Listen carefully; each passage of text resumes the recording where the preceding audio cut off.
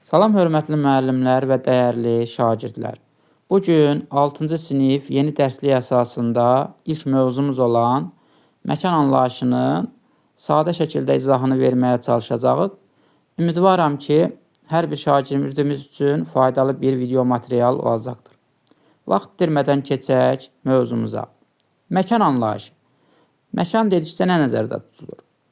Məkan otağımız olsun, yaşadığımız bina olsun, kənd olsun, şəhər olsun, ölkə olsun, gündəlik istifadə etdiyimiz internet resursları olsun, Facebooku, YouTube'u, TikTok'u, Instagram'ı və s.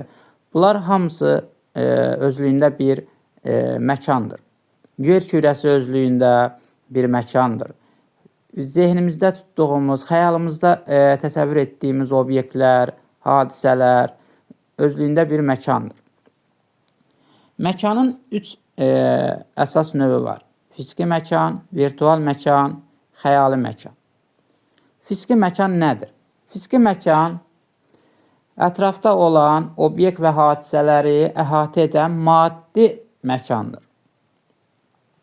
Yəni bunlara məsələn ətrafımızda olan dağları, düzənlikləri, çayları, gölləri, binaları, mağazaları, parkları, meşələri misal çəkmək olar. Fiziki məkan təbii və sosial iqtisadi olmaqla iki cür qruplaşdırmaq olar. Təbii dedikdə, yəni insan tərəfindən yaradılmayan, yəni məsələn dağlar, düzənliklər, çaylar, göllər, dənizlər, okeanlar və s. Bir də var sosial iqtisadi, yəni insan tərəfindən yaradılan obyektlər. Binalar olsun, mağazalar olsun, marketlər olsun, banklar olsun, parklar olsun. Bunlar sosial iqtisadi obyekt məkanlardır. İkinci, virtual məkan. Virtual məkan fiziki olaraq içində olmadığımız məkandır. Bunlar daha çox son illərdə inkişaf edən texnologiya və internet resursları buraya aiddir. Məsələn, müxtəlif mobil oyunlar olsun, dediyimiz WhatsApp olsun, məsələn, Google proqramı olsun, YouTube olsun, Instagram olsun, TikTok olsun, Zoom proqramı olsun, Skype olsun. Bunlar virtual məkanlardır. Sadaladığımız bu virtual məkanlar sayəsində biz fərqli ölkələrdə, dünyanın müxtəlif yerlərində olan insanlarla əlaqə saxlamaq daha rahat mümkündür.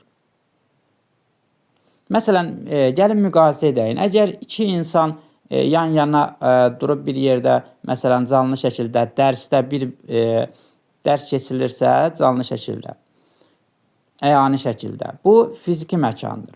Amma tutalım ki, WhatsApp vasitəsilə, fərqli ərazidə, hərə öz evində WhatsApp vasitəsilə dərslərə qoşulur, onlayn dərslər, distant dərslər keçilirsə, bunlar artıq virtual bir növ məkandır. Sonra, üçüncü növümüz isə xəyali məkandır. Xəyali məkanın digər adı zehni məkandır. Zehni məkandır, digər adı mental məkandır. Xəyali məkan deyəndə zehnimizdə, təsəvvürümüzdə yaratdığımız bir növ məkanlar nəzərdə tutulur.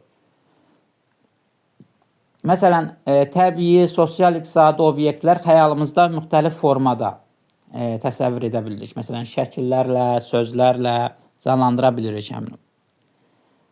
Məsələn, belə deyək, məktəbdən evə qədər getdiyimiz yolun planını çizmək, evdən məktəbə qədər getdiyimiz yolun planını çizmək, haransı bir əraziyə səyahət etmək istəyiriksə, o ərazinin, belə deyək, xəyalını beynimizdə canlandırmaq. Bunlar bir növ xəyali məkana, zehni məkana misaldır. Bugünkü mövzumuzdan demək olar ki, bu qədər. Növbəti dərslərdə görüşənədək.